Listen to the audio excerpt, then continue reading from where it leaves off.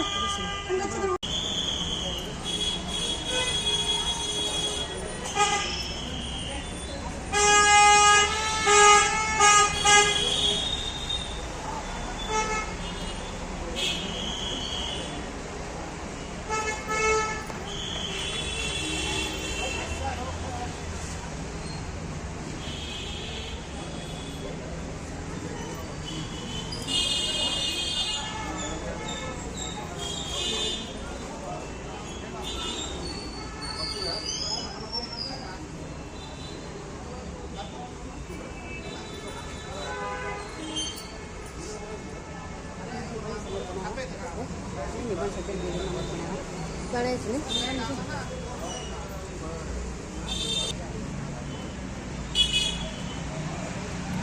मैं सबसे पहले आप लोगों तक पहुँचाना, हमारे जो क्रांतिकारी रहे ना, उन्होंने कहा कि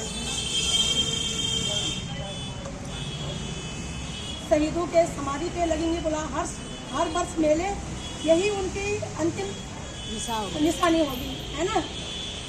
लेकिन कुछ चीज इन्होंने कि जो हमारी सरकारों द्वारा मतलब लापरवाही होनी, जैसे पुलवामा घटना हुए थे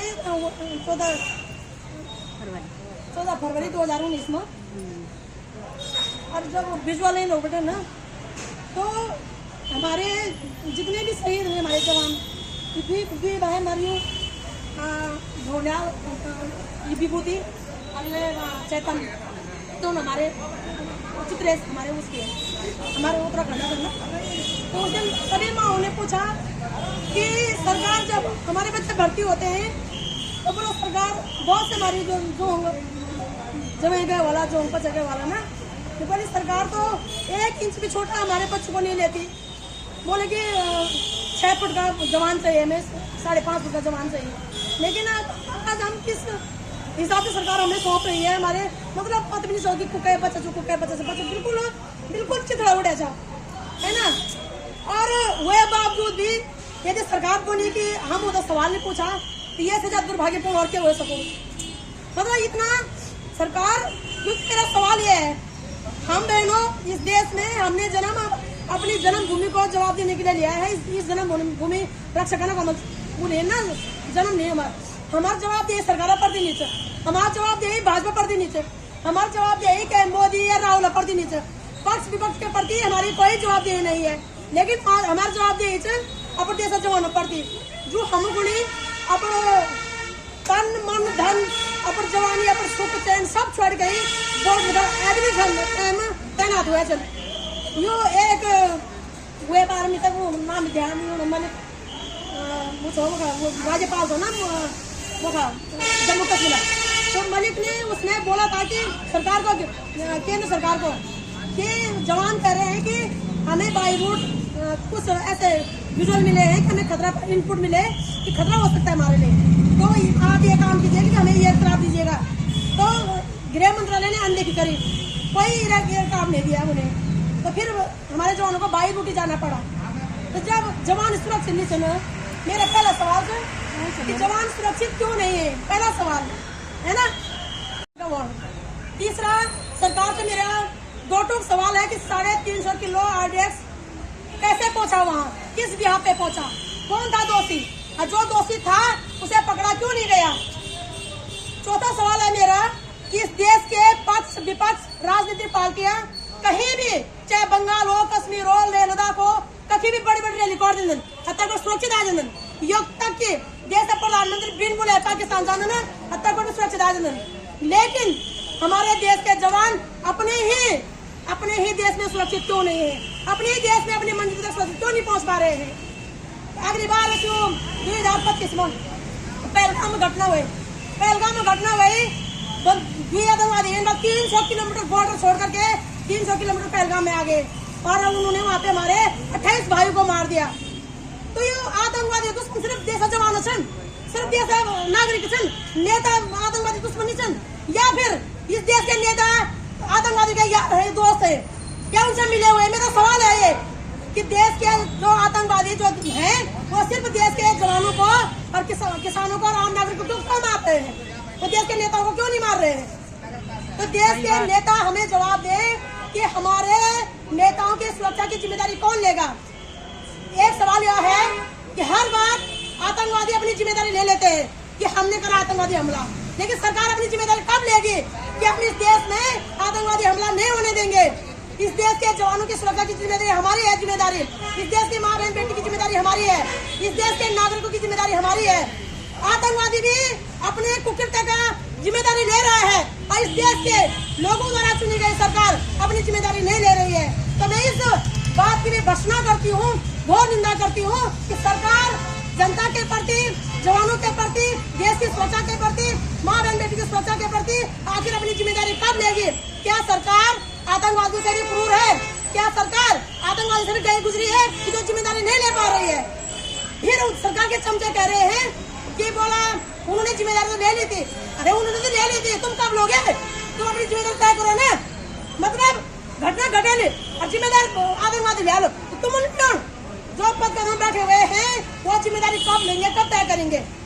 हम आप लोग जानते हुए कि आज हम पिछले हम 333 दिन हो गए देखो एलयूसीसी मामला में, वैसे नहीं हुए 333 दिन है ना।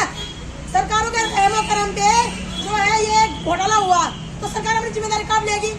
आए दिन देहरादून में जो आतंकवादी हमला से होना, ये सारी यू गुंडा मुबाली गोली संचालना क्षमा चाहती हूँ, गोली संचालना, तो सरकार उन गोलियों को चलने की जिम्मेदारी कब लेगी? ये सरकार की वजह पर नाकाम छुपाते वो तो हिस्ट्री शीटर सवाल जो कल मारा गया गुंडा हो चाहे वो आम व्यक्ति हो, वो बल हिस्ट्री शीटर था। जब सरकार को पता है कि ये हिस्ट्री शीटर है तो उससे हमारी जिंदगी का खतरा नहीं है, उत्तराखंड वासी की जिंदगी का खतरा नहीं है उससे। और सरकार को ये पता होने के बावजूद भी कि वो हिस्ट्री शीटर था तभी तुम उत्तराखंड में घुसने दे रहे हो, तो सरकार अपनी जिम्मेदारी तय करे कि एक आतंकवादी अपनी जिम्मेदारी लेने के लिए तैयार है। आम नागरिक हम भी अब जिम्मेदारी लेने को तैयार हैं, लेकिन जो सरकार जिनके पास गोली है, बारूद है, सब कुछ है, वो अपनी जिम्मेदारी कब लेगी इस देश के प्रति? हम नहीं चाहते कि हमारे देश के जवान देश के अंदर इस प्रकार से आतंकवादी घटनाओं का शिकार हो सकती हो। यदि लड़ाई पीओके पे होती, यदि लड़ाई सीओके पे होती, तब तो हम मानना कि बॉर्डर में लड़ाई हो रही जैसे 2019 में, सॉरी क्षमा चाहती हूँ, 1999 में लड़ाई हुई कारगिल और हमारे देश की जो पाकिस्तान और देश की लड़ाई हुई, कारगिल युद्ध बोलते हैं उसके लिए, है ना। तो वो बार तो हमारे 1000 से भी कई जवान हमारे घायल हुए ना, शहीद हुए ना, तो वो बार तो लड़ाई हुए वो। लेकिन ये किस लड़ाई में मारे गए हमारे जवान, किस लड़ाई में शहीद हुए? क्षमा चाहती हूँ, मारने किस लड़ाई में हमारे जवान शहीद हुए, हम ये पूछना चाहते हैं। तो जितने जवान अकारण शहीद हो रहे हैं देश के अंदर, अगर इतने जवान सियाचिन पे हमला करने जाते सीओके पे पीओके पे, आज तक सीओके और पीओके हमारा हिस्सा हो जाता है ना। तो सरकारों की भक्ति, मोदी की चमचागिरी, भाजपा की दलाली हम नहीं यार किस काम के लिए। हम जिम्मेदारी तय करेंगे अपने जवानों की, अपने किसानों की, अपनी माँ बहन बेटियों की और इस जन्मभूमि की, इस मातृभूमि की, जिस भूमि ने हमें जन्म दे रखा है साथियों। ये भूमि ना हम रोड हो जाए देने से, यह भूमि हमने खानों को अनाज देने से, यह भूमि हमने शुद्ध हवा शुद्ध पानी देने से। सरकार बस साल ना तो हवा पर भी टैक्स लगाते, सरकार को बस चले तो हवा पर टैक्स लगा दे, पानी पर टैक्स लगे, भोजन पर टैक्स लगे, है ना, और जान पर टैक्स लगे, सरकार चाहे तो हवा पर टैक्स लगा दे, है ना। तो मैं देश के इस वीडियो के माध्यम से, इस मंच के माध्यम से और इस काले दिवस के दिन देश के सम्मानित नागरिकों से कहना चाहूंगी कि हमारी जिम्मेदारी भाजपा के प्रति या किसी नेता के प्रति नहीं है। भाजपा देश नहीं जो भाजपा की भक्ति की जाए, मोदी कोई भगवान नहीं जो उनकी पूजा की जाए। हमारी जिम्मेदारी अपने जवानों के प्रति, अपने किसानों के प्रति, अपने देश के प्रति है और हम सब अपनी जिम्मेदारी निभाएंगे तन मन धन से, अपने जवानों के लिए, अपने किसानों के लिए, अपने माँ बहन बेटियों के लिए। जय जवान जय किसान, जय जवान जय किसान, जय जवान जय किसान। पुलवामा के अमर शहीद अमर रहे, अमर रहे, अमर रहे। जब तक सूर्य चांद रहेगा नाम रहेगा, जब तक सूर्य चांद रहेगा शहीदों तुम्हारा नाम रहेगा, जब तक सूर्य चांद रहेगा शहीदों तुम्हारा नाम रहेगा। शहीदों हम शर्मिंदा है, तुम्हारे कातिल जिंदा है, शहीदों हम शर्मिंदा है, तुम्हारे कातिल जिंदा है। जवानों के प्रति केंद्र सरकार अपनी जिम्मेदारी ले, जिम्मेदारी ले, जिम्मेदारी ले। जवानों के प्रति केंद्र सरकार अपनी